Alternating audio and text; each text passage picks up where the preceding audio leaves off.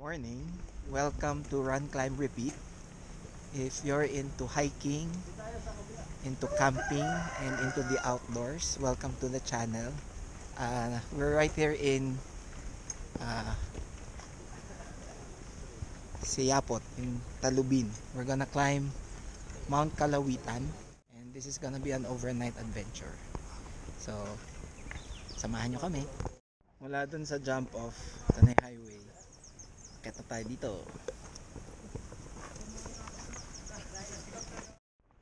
30 minutes into the trail, and this is what welcomes you. Very nice pine forest.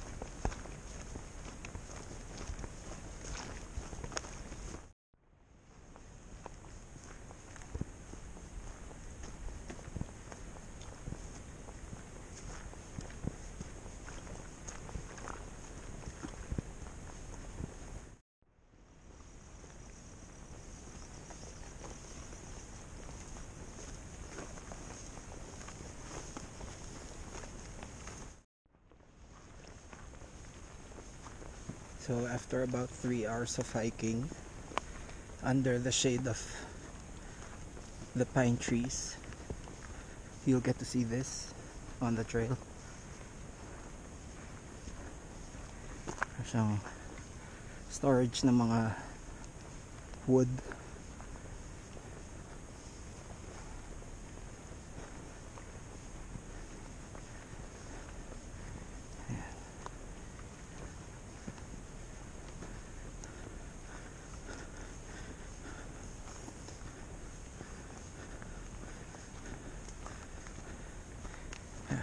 Natin.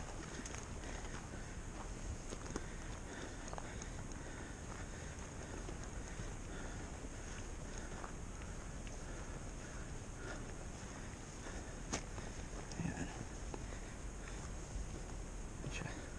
Break kami sa Munas Camp. Sa bantang likuran natin, makikita nyo. Yan ang Munas Camp or Camp 1. Maluwag, marami kayong space para mag setup ng tent. Natulog kami doon ng ilang minuto, tapos resume trek kami ngayon. Mga 2 to 3 hours na sa camp 2 na daw kami. It's 1 o'clock and this looks like the entrance to the forest. Difference with trees and vegetation na.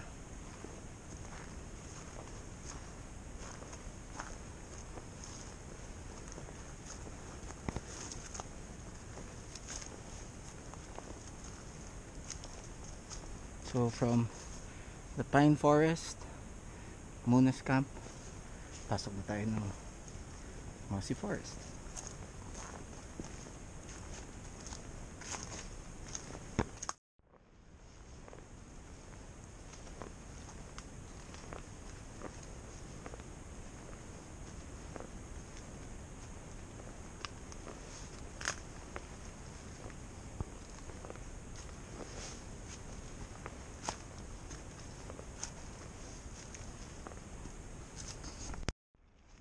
It's 2 o'clock. We're still in the mossy forest, and as per Sir Juno, it's about 1 kilometer to the e-campsite, and that's where we'll stay for the night. So far, we have been blessed with this weather. Bit sunny, but this is better than rain. We have some trail signs, markers. 3 o'clock. We left Tabulin about 7:30. 3 o'clock, tapos ito na, ang water source. Malapit na yata yung e-camp.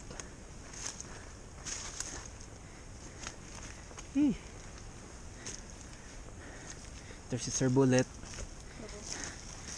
Sir Juno. Dito na pala kami magka-camp kasi dito lang may water source. Dun sa baba. Andun na yung iba namin kasamahan kasi nagsiset na camp na kami. So bukas ng madaling araw, aakyat kami dun for the sunrise. Day 2, 3:40 AM. Peak assault kami ngayon. So medyo madilim.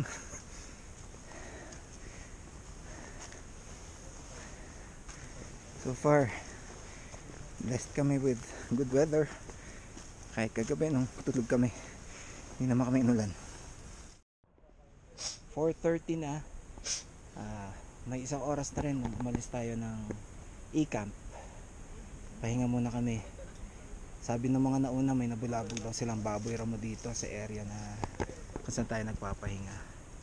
So sana malayo na yung baboy ramo. Juno's Playground. Mamaya kunan natin sila ulit ng maliwanag na. So this is Juno's Playground. After nito yung Mateos Campground, tapos summit na.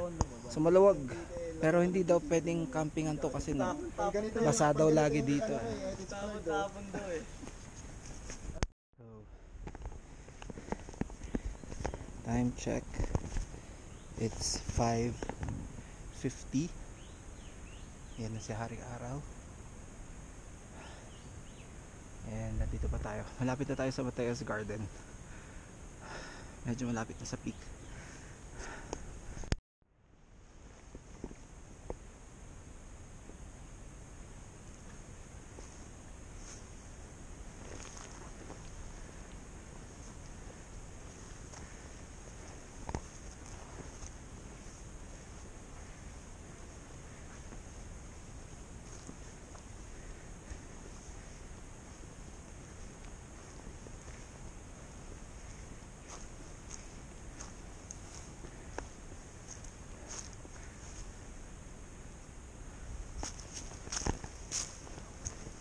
Hello, ito na ba? Camp 2 pa lang. Mateos. Pagin pala tayo kahapon kung tinuloy natin ang dito. Oh. Baka dating ko dito last 9 na. Kung pinilit.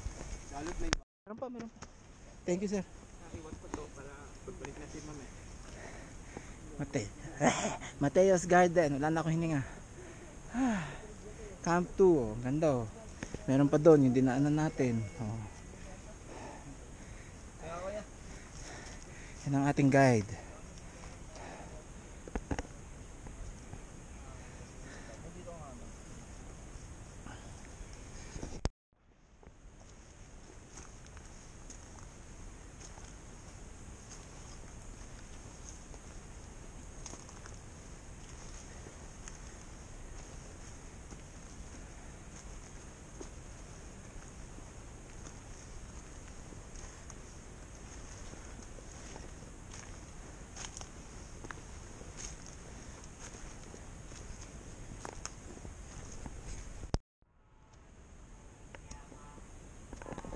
So guys, kung naririnig nyo yung sounds ng guide natin, sabi niya it's a Kangkanay love song.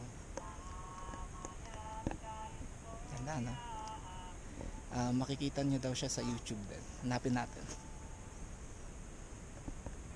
Ayan si Sir. Ayan kanyang sounds. Nakarelax. Anong first name mo ulit, Sir? Randall, Sir Randall. Eduk College student yan, masipag yan. Popost ko Gcash niya, tulungan natin siya. May Gcash ka, sir? O, ayan. Second year, Eduk. Ilang taon ba yung course mo, sir? 5 years. 5 years din? At least nakakadalawang taon ka na. Saan nag-aaral? Sa Bontoc, no? Opo. Ano pangalan ng school niyo? Bontoc University. Mountain Province State University. State U? Mountain Province State. Nice. Tapusin mo yan ha. Okay. Guys, hindi ko marating yung peak.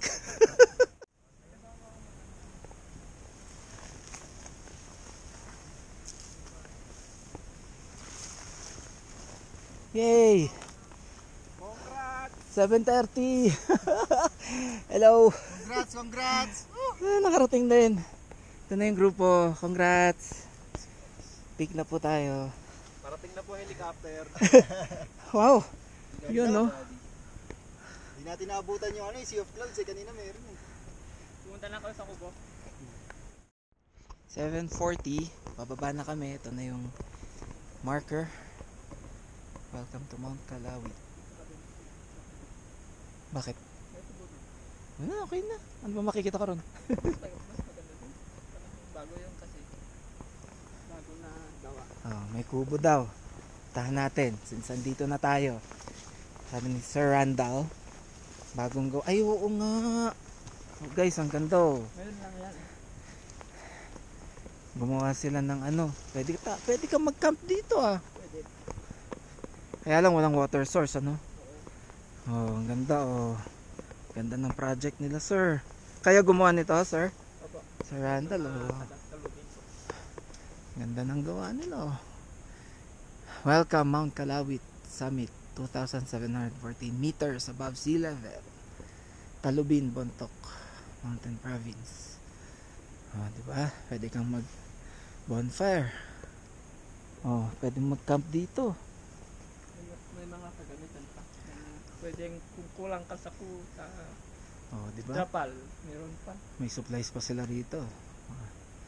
Shelter no, mga trapal. 'Di ba? Nag-stock na sila. Ayan. Pwede ka pang umakyat doon. Okay. May view deck pa sila ano. Ayan. Since nandito na tayo eh. Lubusin na natin. May pa-view deck sila sir. Yes. Yun oh. Ang ganda oh. 360 tayo. Mossy Forest. Sea of Clouds dun sa baba. Diba? Ganda rito. Punta kayo. Request nyo si Sir Randall mag-guide. Samahan niya kayo dito hanggang taas. 7:50 na. Pababa na kami. So back trail lang naman. We're gonna use the same trail na ginamit natin paakyat. Yan siya sa liwanag.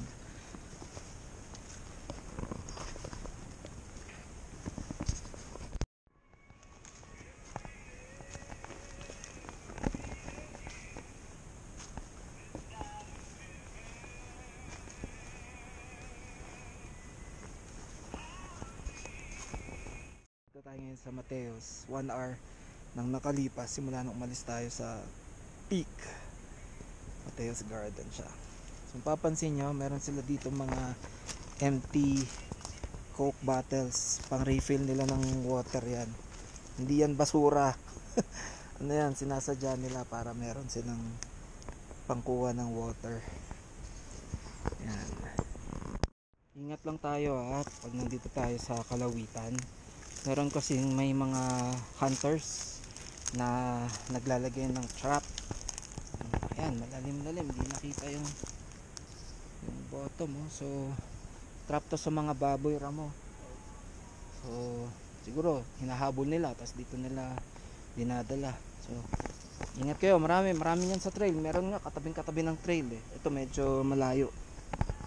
So alisto kayo ha. Ingat kayo dito sa Kalawit. Sasabihin naman ng guide yan na may butas na malapit. Katubig na sa loob Nahuli ka na nga, nalunod ka pa.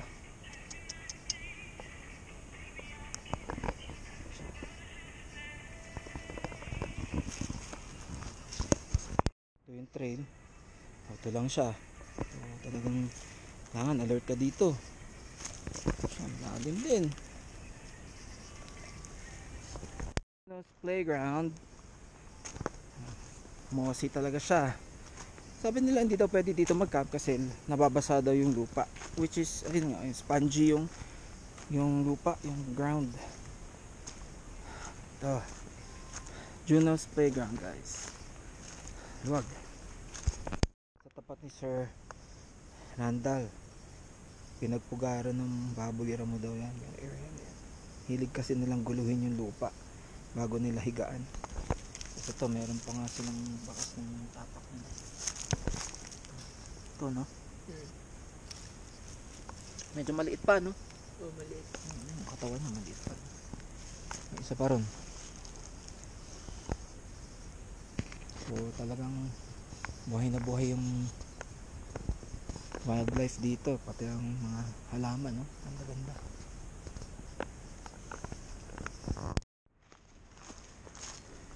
Eleven na po. Hopefully malapit na tayo sa e-camp and then eventually sa water source kung saan tayo nag-camp.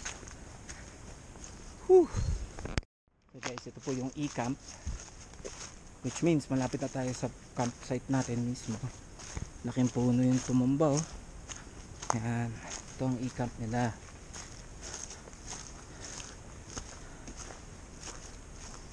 Yan, luwag, oh. Pwede ka magtayo ng mga tent dito. Ano pa dun? Yan, e-camp nila. Sir, may water source dito? Wala. Yun lang, walang water source dito. Kaya doon kami sa baba ko na nag-camp na. Guys, kung nakikita nyo yung tower, yun daw ang boundary ng Mountain Province tsaka ng Banawe. Banawe. Ang Banawe nandito. Opo, banda doon. Tapos ito tayo. Oo. Nice. Tayo yung nahuli kasi tayo yung nahuli dumating eh. So 1:40 baba na tayo, ha. So sana makuha natin ng mga 4 hours lang. So wish us luck and sana nanonood pa rin kayo hanggang ngayon. Ito yung water source, ha. Bababa pa kayo doon. Pero sandali na lang. Hindi ko na napuntahan guys kasi pagod na ako. Pero well informed naman kayo dito sa trail nila. Ayan, water source.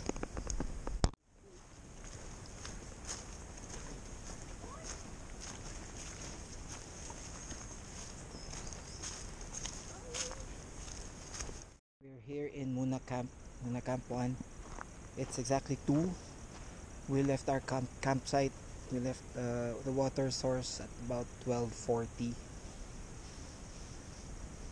So it's been about 2 hours. Sabi ni Sir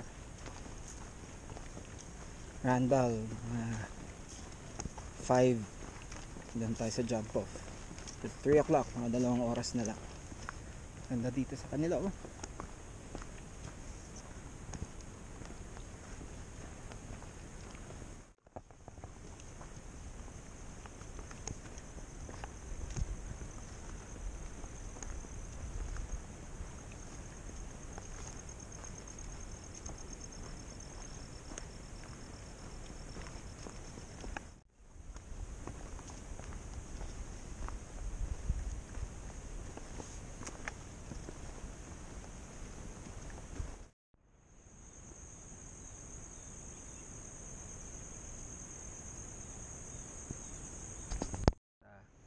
May share lang ako na nakwento sa akin ng guide natin si Randall.